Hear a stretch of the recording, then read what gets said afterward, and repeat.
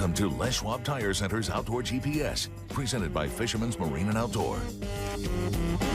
Good morning, everyone. I'm Owen Hayes. You're watching Les Schwab Tire Center's Outdoor GPS, presented to you by Fisherman's Marine and Outdoor. Oddly enough, I had a buddy call me yesterday and said, "Where's the sale at Fisherman's?" And then he walked in.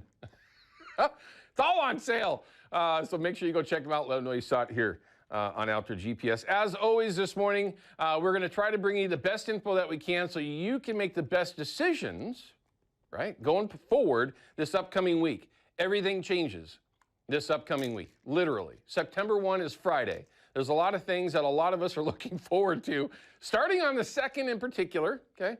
But me being a bird hunter, the 1st is also a big day on the calendar. Also, there's still tons of great opportunity to chase fall Chinook up and down the coast and mildly in the Columbia. We'll talk about my report from yesterday.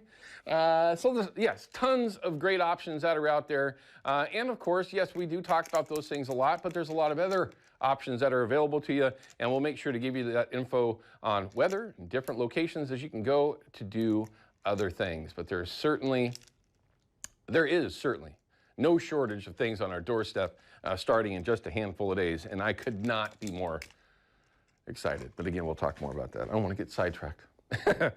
Here in a little bit, special guest in studio is Charles Lose. He is the ocean coach. We've had Charles in the studio several times over the years to talk about ways that you can be more proficient in getting into the saltwater, right? Let alone making the right decision, educating yourself on how to utilize the technology, which I think is a really good way to put that, to make that right decision. We got so many little things now that can help you make the right call, from tide charts to different apps, weather apps, what the temperatures are out in the water. I mean, everything that you need to know.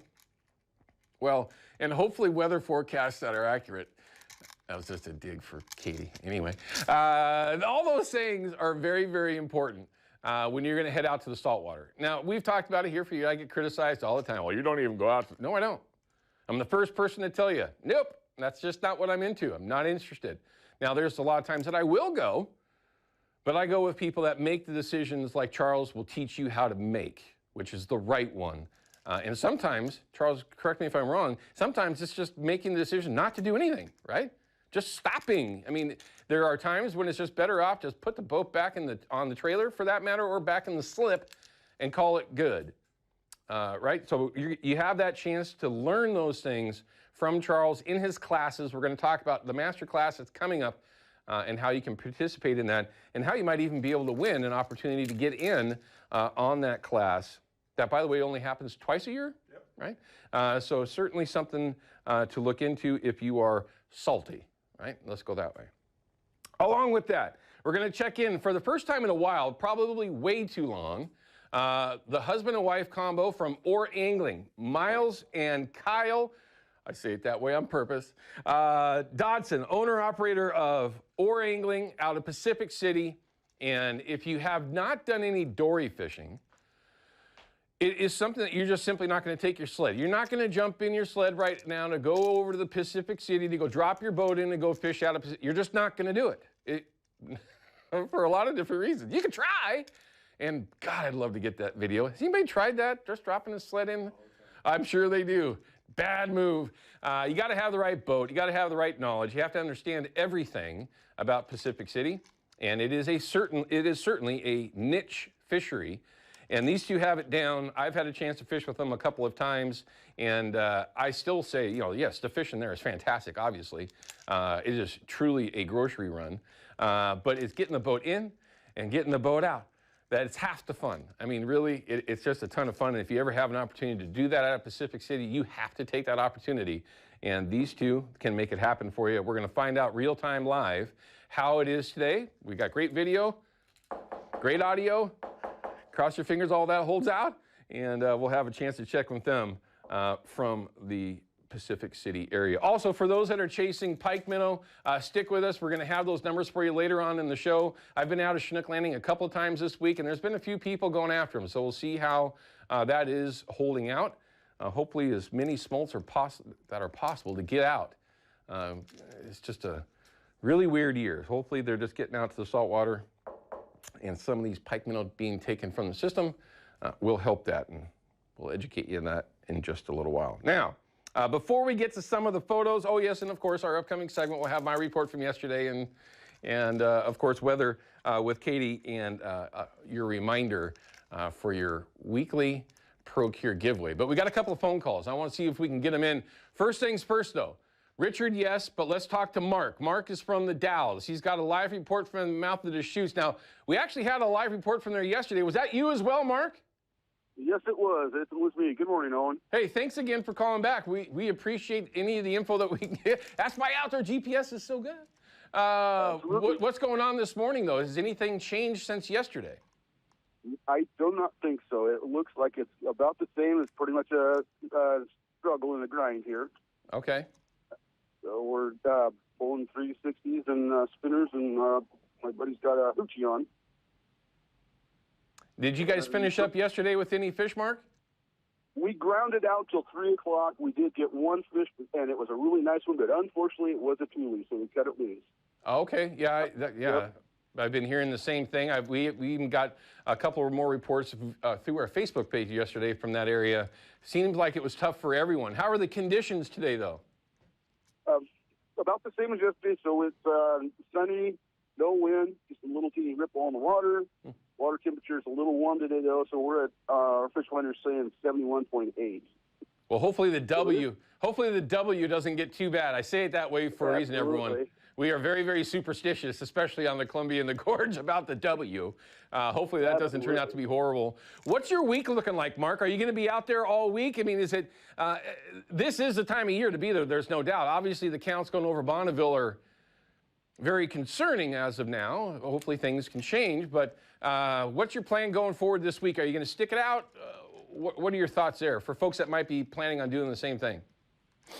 So we're going to try and hit it as much as we can. My fishing partner and the captain here, he's got the old day job, and I'm on vacation. So if I can and he can, we're going to go at least once or twice this week. We'll definitely be on the river over the weekend.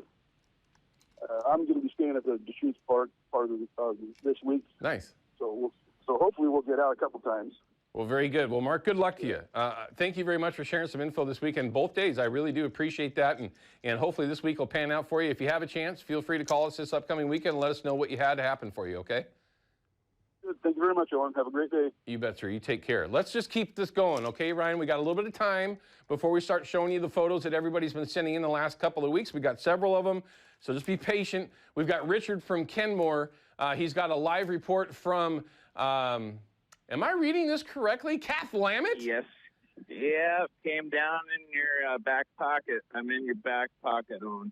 All right. First off, everyone, if you've watched the show long, Richard from Kenmore is a great contributor. He shares great info from the Puget Sound area, and every so often will migrate all the way down here to the Columbia, and usually put some fish in the boat. How's it going this morning, Richard? We've been here since Friday night. Took a little bit to figure out the puzzle, putting pieces together, figuring out colors and stuff like that. And last night we finally got into some fish, and I decided to give them back to Mother Nature. And we went back out this morning, and then my fishing partner just landed a toad. No. Okay, now listen, yesterday I got a report of a 38-pounder. I didn't see it. I was told that there was a photo rolling around somewhere of a bona fide 38-pounder. That's a toad. All right, so how big do you think you got this morning? Probably 24 pounds. That is a toad all day long. I don't care who you are. It's 2023. The old days of seeing 30 and 40 pounders, not the regular, but they're certainly seeing them each year this time of year has kind of gone away. So 20-some odd pounds, yeah, that's fantastic. What'd you catch it on, though? What your fishing partner?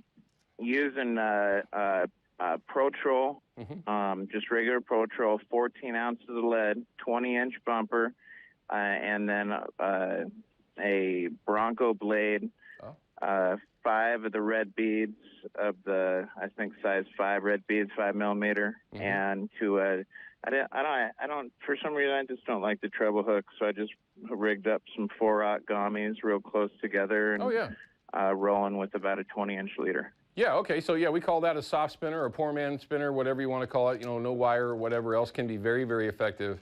And in a lot of, it's arguable because I fish with both of them. Right? I lose fish no matter what, especially this year, Richard, if you've watched my reports over the year. It doesn't matter how my hooks are set up, if it's a spinner, if it's a super bait, whatever.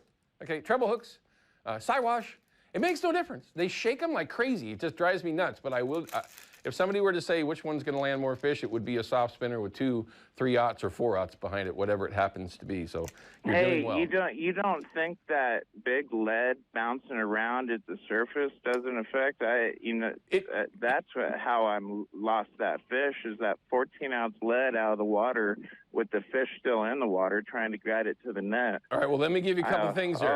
I'm going to give you a couple things here. I need the auto drop on these leads. Yeah. Well, see, everyone, right? Richard fishes with downriggers and Puget Sound. Here's the way. Are you running first thing I'll ask you, do you have a 12 or 20-inch dropper? 20. Dropper for your lead? Oh, no, about 8 inches. Okay. If it's longer, okay, and there's a couple of reasons why that longer dropper will help with landing. Listen, everyone, if you haven't kind of figured this part out, here's a little insider thing for you. It gives more room for that flasher and the bait and the fish to move around without moving that lead ball, okay? We're fishing with 12 to 16 to 20 ounces of lead up there, right? That's a lot. The shorter that leader is or no dropper at all, the shorter that dropper is or no dropper at all, lets that lead ball influence that flasher and the bait that much more, right? So with the dropper, you're going to have more room between that flasher hitting the bottom, so there's an advantage. And then when you're fighting a fish, it will give you the advantage of a hinge point when you're fighting it. So that thing's not hurting your odds of landing it so quickly or so well, right? So that's not going to help, by the way. I'm just telling you that that's a theory. Now, we've all come up with it. And everybody that you're going to talk to that has any experience with, they're going to go, yeah, that makes sense, and I agree. But then, of course, the next fish you hook, it's gone. It just happens, man, especially with those big skateboards down there. I mean, there's just so many things. That's why we do it, though, right? Correct. I mean, it's the tug is the drug. I agree. I agree thoroughly, but I want to smoke one. I'm telling you, it's fall Chinook season, and that's what we do. Eva's a master at it. I want them. Richard, I got to go, though. Thanks for your phone call, your report. We appreciate it. Last question, though. How's the crowd? A lot of people? Let's see, probably 100 boats in this 2-mile stretch that we're fishing. There you go. That's summertime fishing for fall Chinook. Hopefully the fish will make their pass up, and we all get a chance to go after them without so much grass that you need a gallon of ranch dressing to enjoy your day. Hey, Richard, thank you very much, man. You have a beautiful place down here, man. This is so gorgeous, and thanks for giving me a few, just confidence to come down here to catch fish. I appreciate that, bud. Well, we appreciate your reports as always. Richard, good luck to you. Be safe. All right, real quickly, let's go ahead and go through some of these photos that everybody sent in, and then I'm going to show you how you can actually download them. Or, Ryan, you can go to a break. You tell me. I ran way long here, everyone. If you're in live TV like I am, it happens a lot to do that. So we're going to cut to a quick break. When we come back, I'm still going to show your photos. I'm not going to get that sidetracked. Maybe. You never know. We'll be right back.